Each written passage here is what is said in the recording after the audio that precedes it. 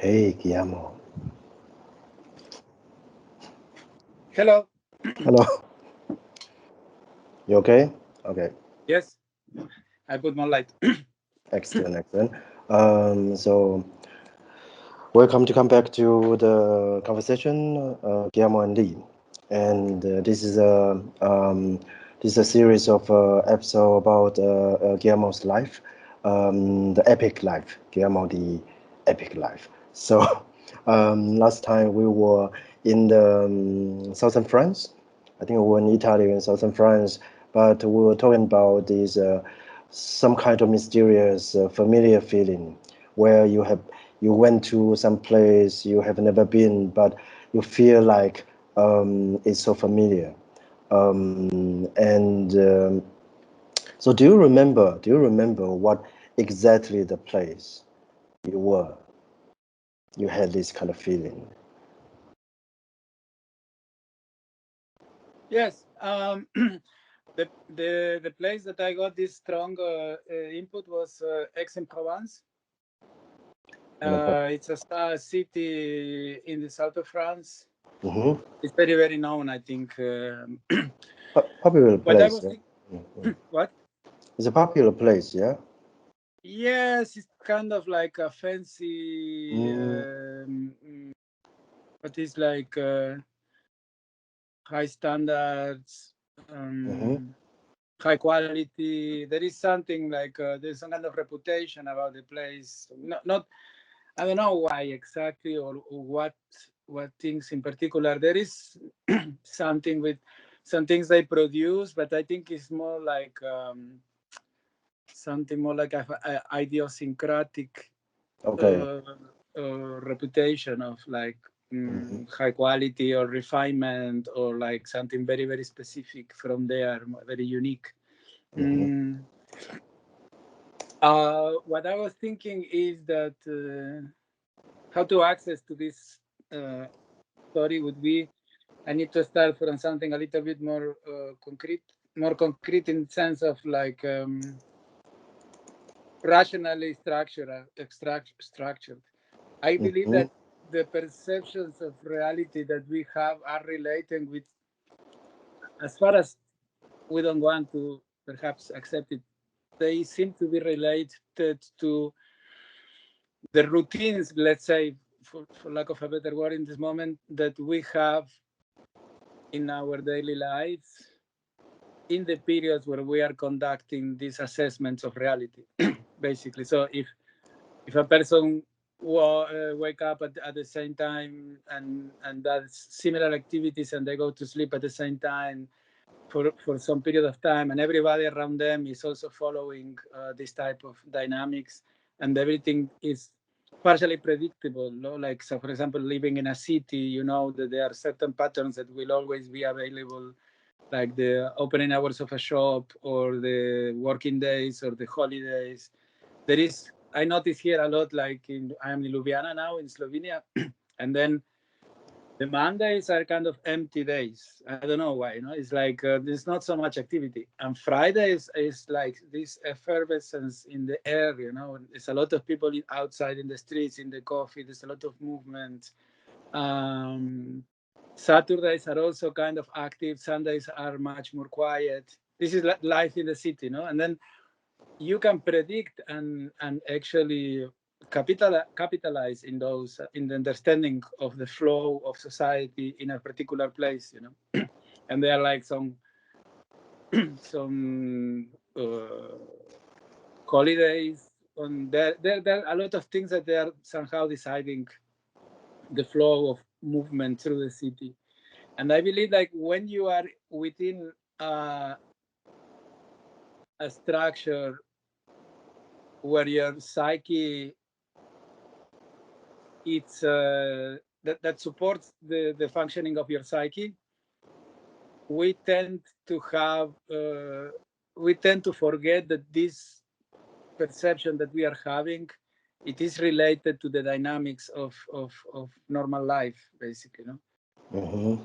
So in order to conceive certain human experiences, this is possible because majority of people in most of places are somehow synchronized in a specific way of living, which somehow creates like an array of possibilities that that they are quantified and organized, and that's the realm, the array of things that can happen to you, can happen to any human. Basically, it gets extended into what is reality. Basically, no? There is some kind of sensation like if we live in this specific way, doing these specific things, we have access to this type of possibilities in life. These are the type of things that can happen to us given the way we are living at the perceptual level, and also like at the level of things that really happen to us. And then when you alter, when you modify the dynamics of living far enough, then you access to different type of realities. No, you somehow you become involved in the perception of different type of logics that would never happen if you would stay, let's say, in another type of structure. No? So when you travel, I'm very slow, but I'm getting somewhere. When you travel, you somehow lose all this. You lose, or when you travel, not if you travel like a tourism that is all planned and everything. No, no. When you travel open to the, let's say, hitchhiking, no? Which is a very specific way of traveling where you are completely at the mercy of the destiny, your own destiny, or like, the will of people, everything. And then in this deep state of indefension, where you have almost no shelter, no shield, no? You don't have money, you don't have a place to go, you don't have a plan, you don't have, you don't know anybody. You are just in the movement, searching for something. You don't even know what you are searching for, but you know that wherever you appear, let's say some truck driver leave you somewhere, and then you explore it for a while. All kind of things can happen to you. Maybe you meet nice people, or you don't, or you have problems, or you don't, or whatever. The point is like, at some point you get this urge to go on because you already kind of exhaust your interest for this location in particular, and then you decide to go and hitchhike to the next place. Sometimes you have a direction. You want to go to the north, let's say, and then you want to get as north as possible. That's, for example, for me it was at some point like that in Chile, hitchhiking from the south, from Patagonia, going south of Argentina and Patagonia, go to the north of Chile. So you need to cross the Andes somewhere, and you need to go north. And then you hitchhike, and people leave you where they leave you. And then in every spot that you go down, depends how much you like it, you can decide to continue, or to stay a few days, or maybe you just stay to live there. You never know, in a way. So what I was trying to say is, like, in order to talk about experiences that they are unconventional, it's also interesting to point out that there are certain conditions that need to be present, perhaps not necessarily, but in my experience, for a different type of perceptions to happen to an individual. No? So when you are traveling, you are in this state of you are almost like a thought, in a way, in the sense of like your relationship with society is very, very minimal. You don't have a role in society. You are not sustaining any function. You are not depending much in all these interactions. You are basically, you have no address, for example, no, in the sense of, even in the legal terms, you are like nomad, no? You are in a nomadic state.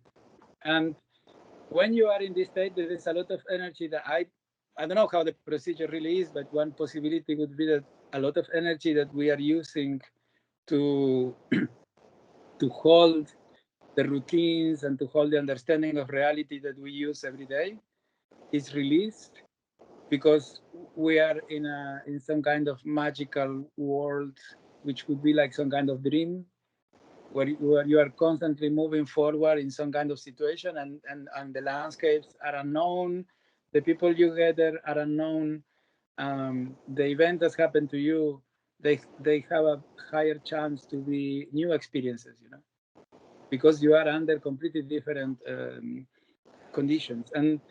And also apparently it seems to be that there are some aspects of the psyche that get dormant when you quit a location, when you go for a location for several days. Certain things that were important to be active in this location, they start to get less activated, and other parts that they are more important, for example, in a hitchhiking trip, they become they awaken. So there are aspects of the self, of your own psyche.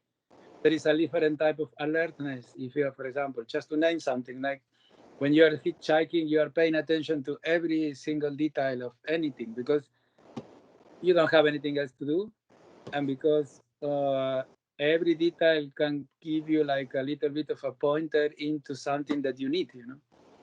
Maybe if you miss a person, or if you miss like a direction, or if you miss a name, or if you miss some kind of signal that is helping you to get where you want, in a way. This is a state of hitchhiking, because when you don't have all this routine, when you don't have all these structures that you can use, like booking a hostel and paying for it, then you need to extract the same services from an unknown network in an unknown place through unknown means, basically. You don't have,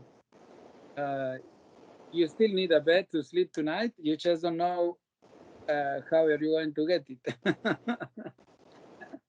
So one of the things I was doing was, one of the things I will go out and then I will read the publicities, the commercials, no?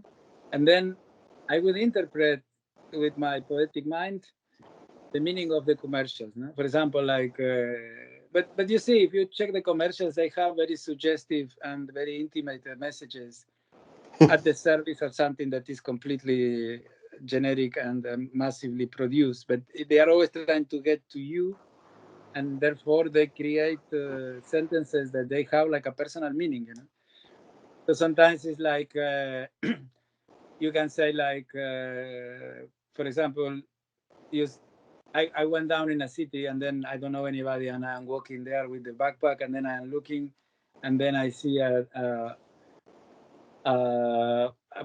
publicity that says the future is ahead, something, and they sell you I don't know what, and then I understand that I just have to continue ahead, no, because it is written there, no. It's like a video game with instructions, And then maybe I was always looking for people with strange haircuts, with a little bit extravagant or exotic wear, so that I would assume they would be more likely to know artists and or people from culture, which is the people that I was searching for, And then I go maybe a few hundred meters, and then I see another commercial that says "Trust us." Maybe it's like something about a bank. You can trust us, or something like that. And then I look under the advertisement. There's a group of people, and then I say, "Okay, I can trust these people because it says there." It is written, It's not like I'm imagining it. If it's written, it must be real. Yes. Yes, it is written there. So I want to then I went to these people and asked if they know any cultural center or something, and many times it really works, Instead of being people that will reject me or something, or that will be aggressive or ignore me completely, they would actually make an effort to help me because I could trust them as the writing said, So I use a lot of this interpretation of signals, completely self-taught. They are born from your own psyche. I see that the psyche is all the time trying to make sense of the world in order to ensure your survival, let's say. Following routines, it's the same procedure. No, it's understanding that if you follow the routines the society around you is casting, then you can somehow have a better experience for yourself as an individual among them. And reading signs around you, it's also, I think it's the same mechanism. It produces a different type of output and creates a different type of implying order, because to imagine that whatever you read has a meaning in the normal life sounds absurd. But if you really live in these conditions, is as vital as knowing how to drive, in a way. It doesn't. It's not less vital because it is ensuring your survival if you choose to use that model to take your decisions. And in this sense, I think we can easily or we can willingly walk into parallel clusters of realities, of description of realities, because of our behavior. Basically, like we can join the common sense of everybody by doing more or less the same things and believing in them, or we can also start to drift away until we kind of connect with a parallel realm, of things, of happenings. It's the same world. It's not another dimension or something. It's not necessarily something magic or like impossible. It's just the way your psyche organizes the outputs in order to help you go forward in any direction you choose. So, yes, want to say something? So it's like this is like literally following the sign. Like people talking about, normally when we talk about the signs, it's like, okay, there's a bee flying in a very strange direction, or suddenly the clouds, appears in a certain way. Like some people can read that, yeah. But the principle is similar, yeah. Like the way you trust this kind of, I don't know, in intuition maybe. So you just follow it, and from your experience, it works. So you just continue doing that. Yeah, it sounds very hard. Now, from my interpretation, I thought, how about like if if didn't happen, like yeah. Yeah, it sometimes doesn't work. Yeah. Mm, And then you start to tune better and better your interpretations in order to select which ones are correct, which ones are not.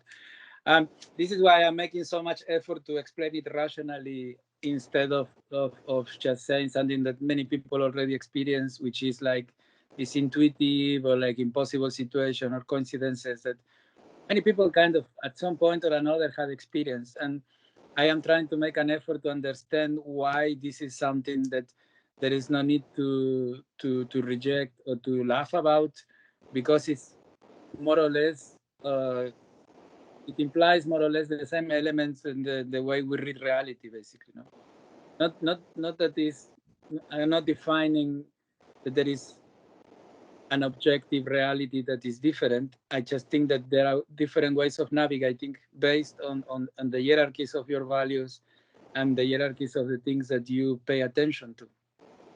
So you can see we can both go to a street and I will see who knows, maybe like the something related with painting or something that I know the perspective or the colors or some match on the shapes, or I will read the advertisement and make a poem, and maybe you will see something else, like the traffic or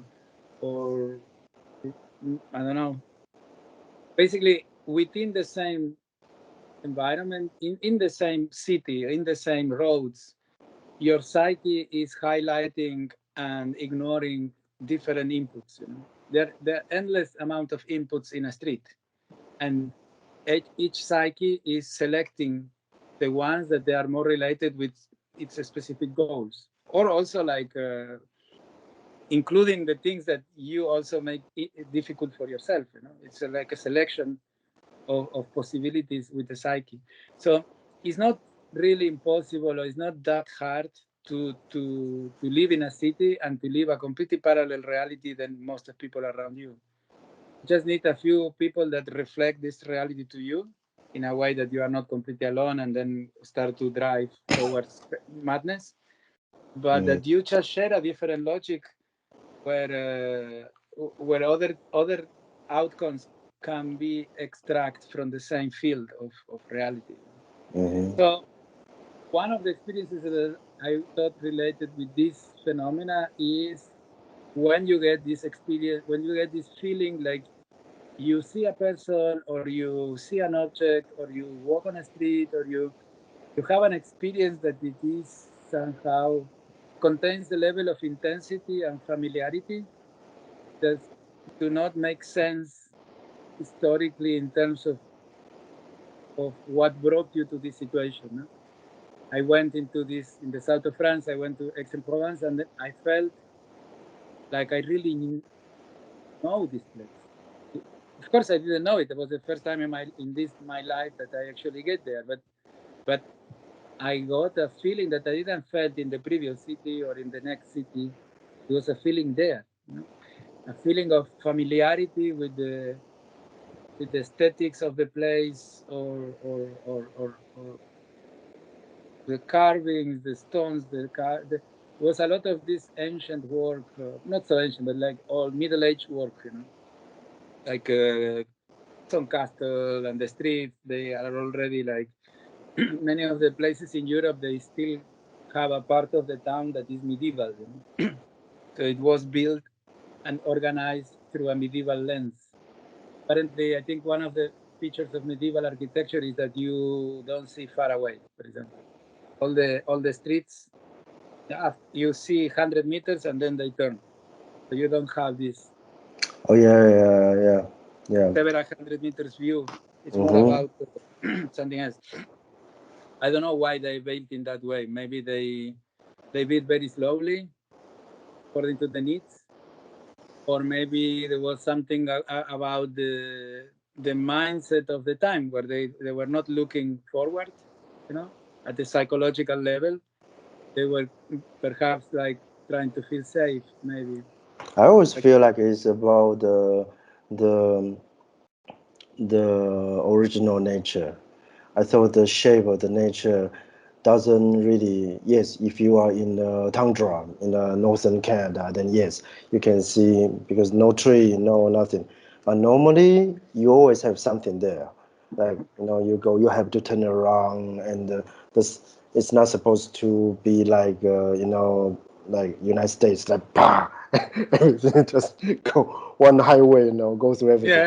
yeah, Nature usually go like this and that, and yeah, yeah, yeah. It could be that they didn't have the amount of power that people have now, mechanical, yeah, kinetic power, and mm, they had to adapt to nature, and nature had these shapes. Maybe, who knows? possible, Maybe yeah, it was the way the water was going down, yeah, and then they just make the streets on there, you know. surrounded accordingly, yes, yeah, Yeah, without modifying too much, but maybe not because of trying to respect nature. It was just maybe too hard to modify and make something plain. I don't mm-hmm, know. So this is a feeling like I was there in this place, and I like everything. You know, I like the layers of time, because I could like I was aware that I was liking all the architecture and these old streets, old houses, old perspective, all this landscape of the city that was organized based.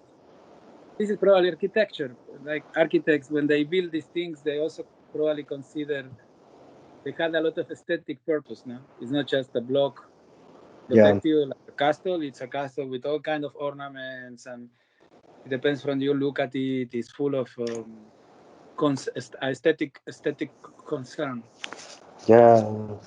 Uh, Also, I believe when people build those stairways, sometimes they follow the golden ratio. Yeah, it grow like that up. Yeah, it doesn't just go like straight up. So there's maybe certain concern. Yeah. Yes, I think there are a lot of this. There is this is what happens. but this is too complicated to enter now. Yeah. I think I will get lost trying to identify the the pattern of reality. That is this idea like, did we discover symmetry and geometry, or we invented it? Did we invented the numbers, or the numbers are there in nature? So well, this is too long. We can talk another time. Yes. But I could perceive this like a very intense emotion towards the architecture of the medieval age, and I could also perceive on top of this scenography the culture of the people, no? The way how they put the fruits. Do they put them like on the floor, or they put them on a table? Um, the vitality of the society that was still alive in the streets, because at the same time, these were really fancy places, but very popular at the same time. So the locals are just locals, and there is a lot of wealthy people that come from abroad just to visit this specific place. So when you go to market, you see very humble people selling fruits, and saying things in French and everything. And all this vitality has nothing to do with the well, it is the picturesque aspect of this special location that contributes to its fame and reputation, but Mm-hmm. it has nothing to do with all the fancy brands of clothing and perfumes that they are somehow brew there. But Yeah. they really it's really like a lot of beauty. There is a lot Mm-hmm. of beauty, and that which I think everybody perceives. That's why it's a popular place. But for me, I could sense that there was a relationship between the structure of this medieval city and the features of certain features of the current um, culture there. I couldn't say what specific. If I would be there, I will be able to point out some aspects quickly. But I don't know, the shape of the cheese or the shape of the bread. It's also architectural in a way. They're like little houses or little things, and then there is an aesthetic in everything they do. The way they put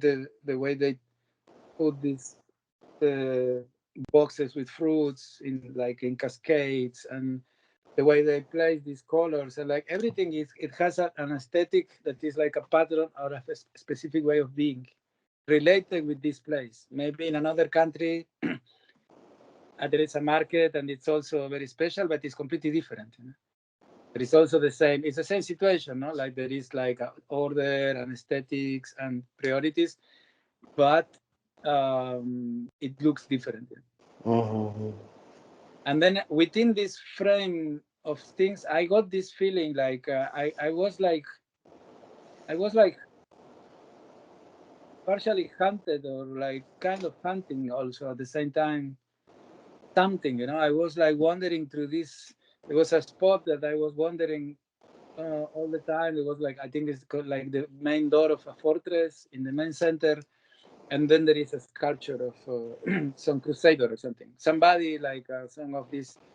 Who knows if it was some kind of duke, or some kind of noble person who went to the Holy Land, at some point in the Middle Ages.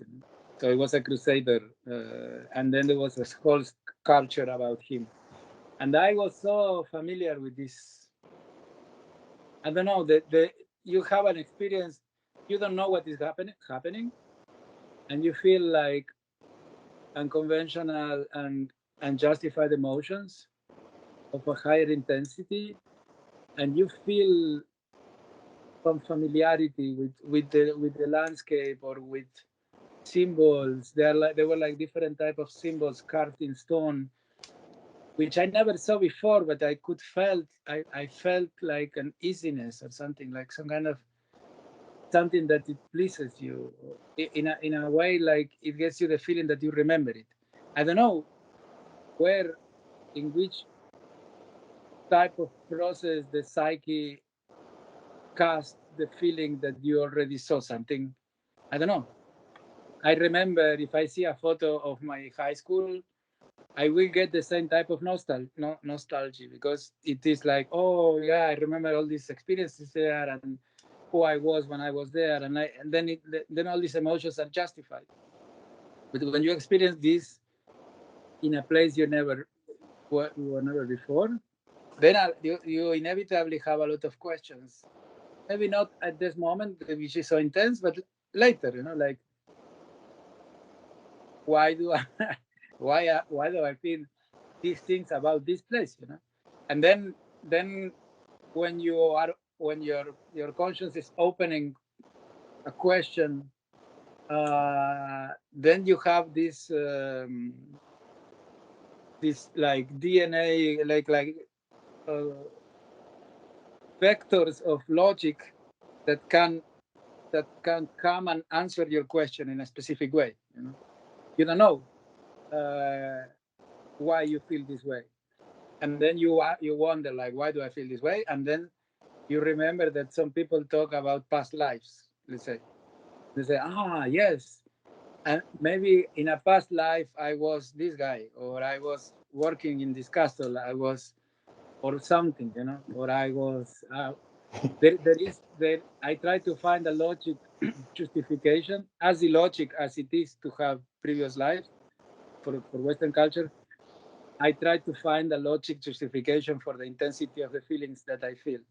And then the fact that you open this question and that this vector of logic comes and answers it, it doesn't really mean that this is the ultimate reality. It's more like a colloquial way of defining an experience that many people at some point had, like this feeling of, like deja vu. You get this deja vu, which is supposed to be like some kind of high level of stress in the psyche or something. But when you experience it, you don't necessarily experience high levels of stress. And then you are not aware of that. You just experience this incredible event where you are like suddenly shocked because it feels that you already were there, which makes no sense. How can a whole situation be repeated? It's impossible. But you feel it this specific way. Mhm. Well, with deja vu, there's no problem, but because we call it deja vu, and that's it. Nobody's angry about that, and because it's so common, maybe for everybody. But with the idea of past lives, basically, past lives would be like a vector uh, of explanation, like a stream of possibilities that they are crossing the social realm. When you open a question, one of these streams can be downloaded to resolve the question you have, if you are satisfied with it. So it will be the idea that the people are, I don't know how it really works, but it is familiarized under the idea that an individual has some kind of potential to be developed, and then have tendencies to achieve its main goal, also to make mistakes and get lost, basically, and self-destroy himself. And then it's almost like a moral code about which are the type of things that you have to do in order to honor or take the most advantage of your opportunity as a human being, in order to reincarnate in something superior next time. So we would die, the body would die, but our something would continue a journey of escalation from a lower to a higher form. And in all the moments, in every single situation, in every single opportunity, you have the possibility to crash downwards. So you kill somebody, and then next time, instead of reincarnate in a higher form, you reincarnate in a lower form, because you cross some kind of thermodynamic law of this specific world of interactions, which the fact that you do a specific thing leads you to a specific outcome. Like if we do here, like if you, it's an alternative world. It's not really something absurd or illogical. It's just that we don't experience it so much because our focus is more into some kind of post-scientific perception of reality, which implies different type of priorities. and elements. But I think it would work in the same way. So when you have this idea that there is a theory that people can die, but at the same time stay alive and have a different life situation, the magic and the aesthetics and the charm of this possibility is very tempting for the psyche, you know, especially at the colloquial level. No, it's very, because what is colloquial or slang, or like there are certain things that at the social level are, it's like the society always prioritizes easiness in a way. I think it happens with the development of languages also. Like complex forms in language, they tend to be simplified through generations and generations, and they become Well, simpler, simpler and simpler. I hope he Because has in people, a Slovenian language too. Yeah. Yes. well, yes, in a way, it seems to be like it's a transition. But apparently, I don't know if it will work in the same way as it used to be. But apparently, languages in the past didn't have vowels. Ancient languages tend to not have any vowel. Vowel was like an upgrade on the original languages. No? They were more consonants, well, like consonant sounds. And then this is in the ancient times, but in later times, what seems to be happening is that languages did not have prepositions; they had declinations.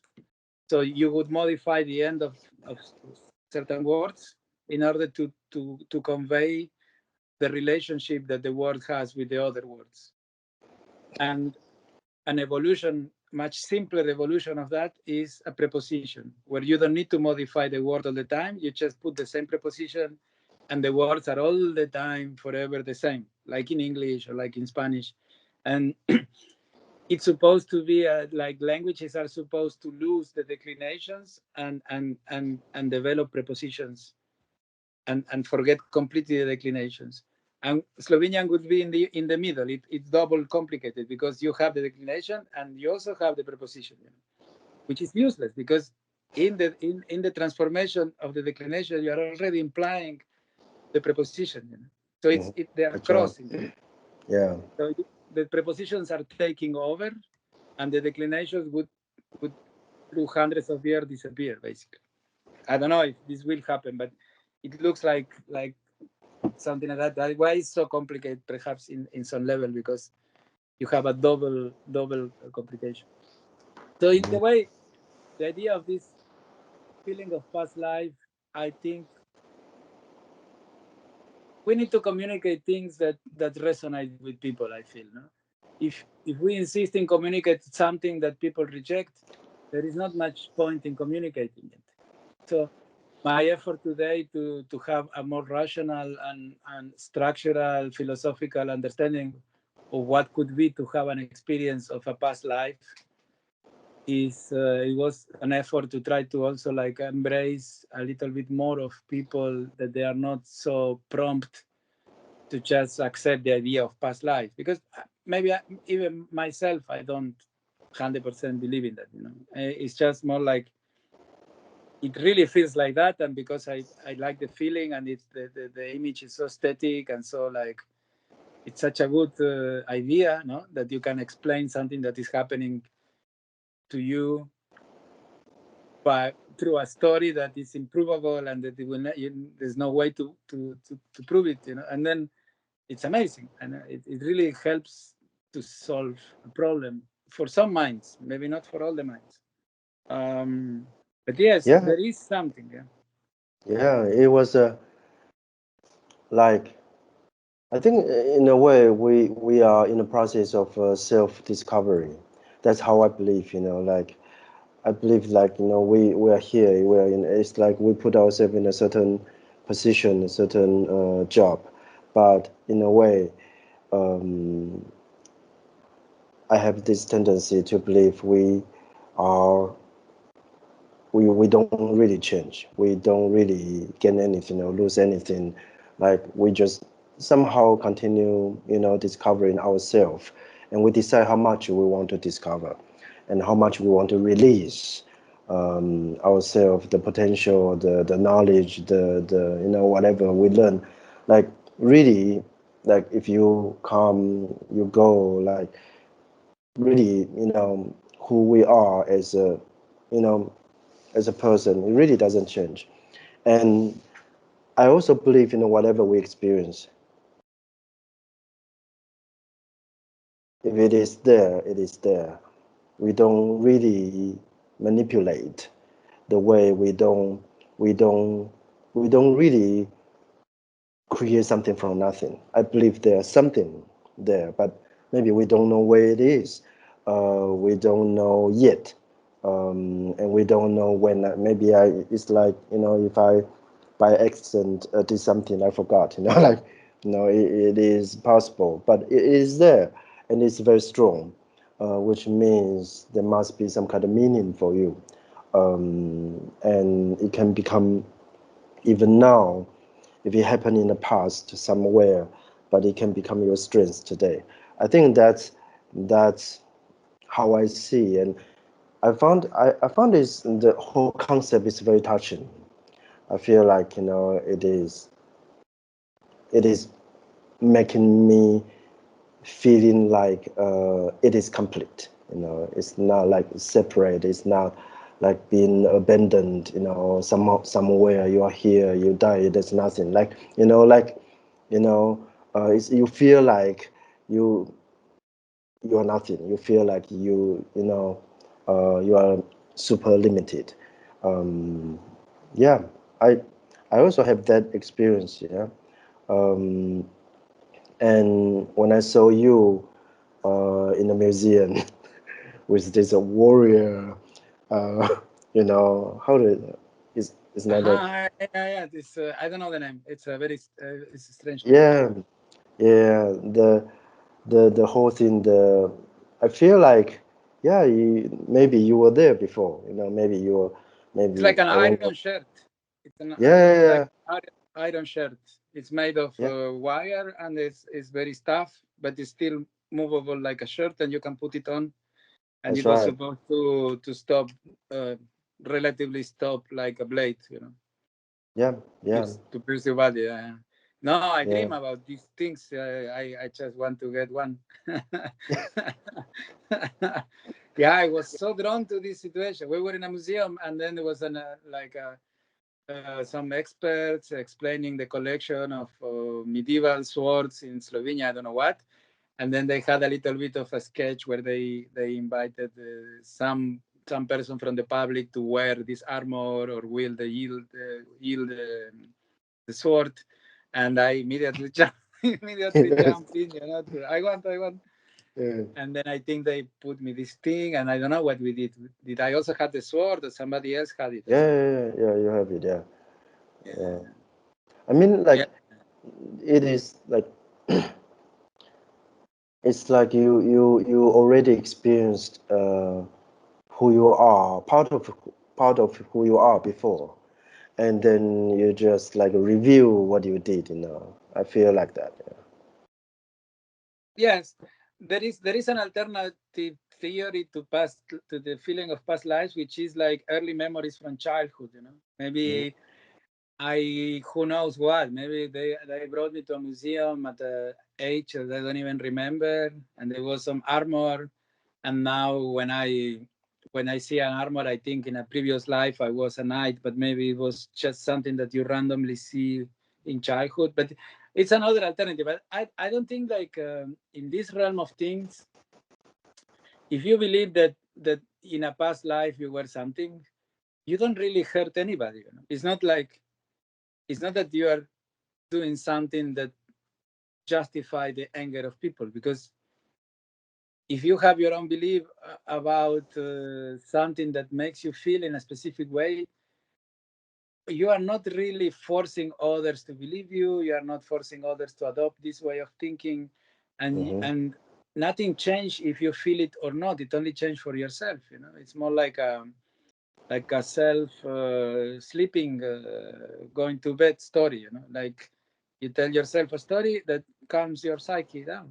And then I know that there is a lot of ridiculization of previous life and something that, but I don't think that there is a justification for this anger, because if you don't believe in past life, or why do you care if somebody does? You know, what do you lose if somebody believes? And we have it all the time with religions. You know, people believe in this religion. You don't lose anything by the way people believe in things. You know, the actions that you can be against their actions, which are based on those beliefs. But actually, past lives I really like in the sense that it really somehow a colloquial way to resolve like a semantic huge problem, you know, because I spend like 20 minutes to explain why maybe we perceive unusual things.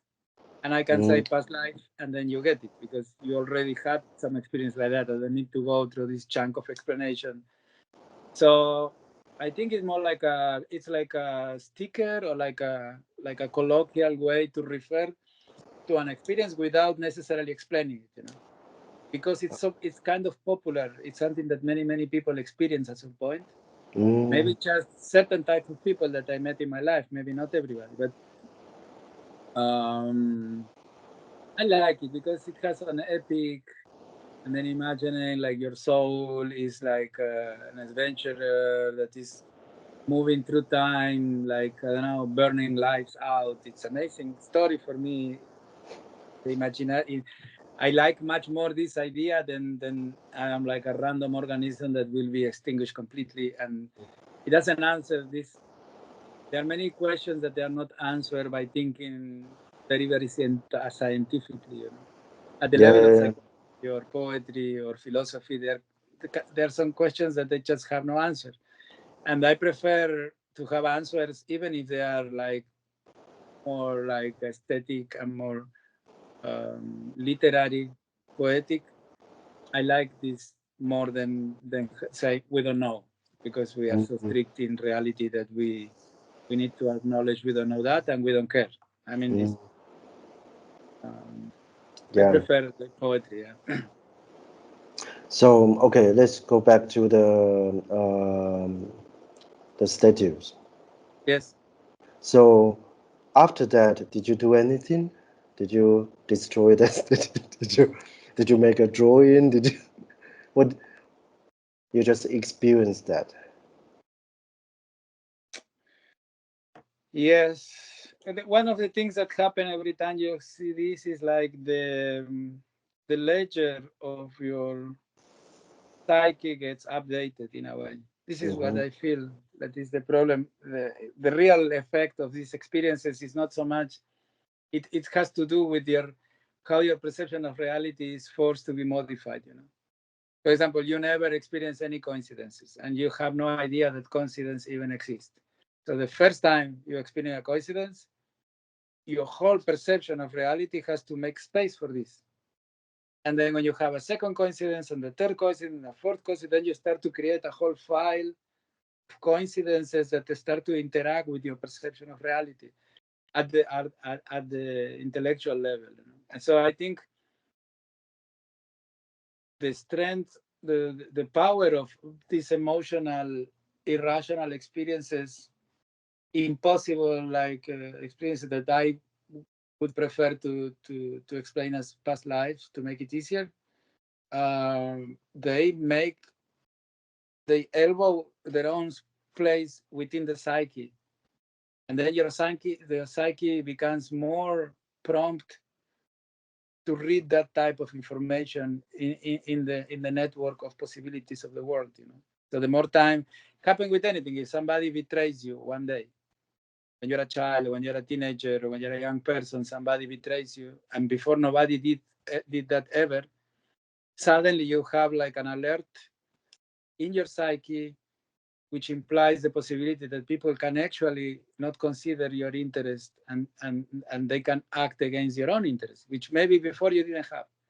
So I think that every experience we have, it's somehow it's assimilated in the psyche and it starts to have a role there and modified all the structures that were before, especially intense experiences, you know, which ordering a coffee and paying for it is something we did many times, doesn't modify anything, but there is something unusual happen in this situation, then the psychic has to modify the ledger, basically, you know. Ledger like this, an account register, you know, you have all these, and then there is a new element, and then you have to put it somewhere inside. So in this moment, after wandering there like like a soul without a body, like through all these buildings and watching until I got sick of it. I had to because I was still within the realms of the actual experience of my body, which was I had no money, I had to sleep somewhere, I had to find the transport, and I had to go somewhere, and I really had to take care of my physical reality in this city, you know, You are talking which was about completely still, different. you are still talking about the same city, Yes, in the Provence, yeah. yeah, Aix-en-Provence. Yeah, it Mm, was like I had like this psychological experience of these ruins, of all these temples, and I mean, all these castles and statues, and all these aesthetics. And at the same time, I was obviously a migrant passing through a very fancy city without money, without knowing anybody, and I had to resolve this situation, you know, which was I had a heavy backpack. I remember, like I had other type of constraints that they became apparent the moment the intensity of my psychological daydreaming actually went out, you know. So I had to deal with my reality, and then I would live there, you know, but I had to go, you know, because it was not a place to maybe try to put a tent or something, because it was a city. I think I end up putting a tent somewhere in some strange square or something in the road or something. But I anyway, I had to find this location. Yeah, I had to find some bushes where I could hide a tent in the middle of the city so that I could wait until tomorrow to get another possibility to hitchhike or something. I don't know how it mm, was. So I see. yeah, basically I think, but yeah, it creates like a fairy tale in your mind, in my mind, about France and about this area and about something, and it's always there, you know. It's like you have a book that you can always open. I have this part in my mind, which is, this is what's so interesting, because I was there in the south of France. Every time I read about the Catars and about the heresies and about the troubadours and about the language of the birds and about all these mysterious medieval things, you know, I have the physical experience of have been in this actual location. So it becomes much more three-dimensional. The data that I read in historical books and things, or all these myths, or all these things, they are much more vivid for me because I was there. You know? So this is one of the other effects of this level of emotionality, that what we can explain as previous life is like, once you went with your own physical body to a location, all the history related to this location will impact you much more, because it feels much more real, because you remember the dry how That's dry right. the air was, Hmm. the smell, Yeah. the quality of the light on everything, you know. Mm, yeah. I see. Okay. Um, yeah. So after this, you go to another city in southern France, or where did you go? Well, last time when I was talking about that, I think I overlap. We were talking about my trip in the first time in Europe, Mm-hmm. and I did something that I didn't do in the previous chapters, which was I started jumping in time, because my memory Yeah, yeah, yeah. associated things. That's So right. actually, my experience in Aix-en-Provence Mm, was not part of the first trip going from France outside Europe with mm-hmm. my girlfriend. It was something that happens years later when I was doing the harvest in France, and I Okay. was constantly going to France 2 or 3 times per year. I see. And there I was moving with not with hitchhiking. I was moving with some kind of system where you can apply for a car Okay. that is going already from somewhere to somewhere, and they rent these seats basically in a cheaper rate than any bus or train. Mm-hmm. And then you can it's called BlaBlaCar here in Europe, but yeah, it has different names everywhere, no? But if I am going to Toulouse, I go alone, but I have 3 seats in my car, so I put them in a web page, and Mm, people can pay me to I see. travel with me, which is Okay. super epic, because these trips can be very long, and then you have these amazing conversations with these people that you are like kind of randomly put together, and it could be super epic as well. Like I remember some of these trips were really like you feel like they are friends or family, and then you never see them again, but you are so emotionally connected with them in few hours of talking. I Not see. always happen, but it can happen. So Mm, happens like in my first going out from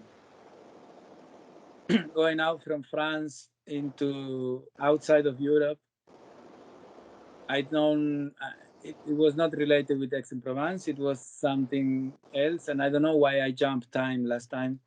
Jump into periods, and then I start talking about this experience. So mm, basically, what happened at that trip,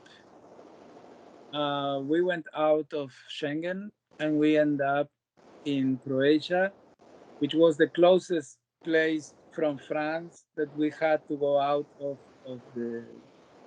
this European Union.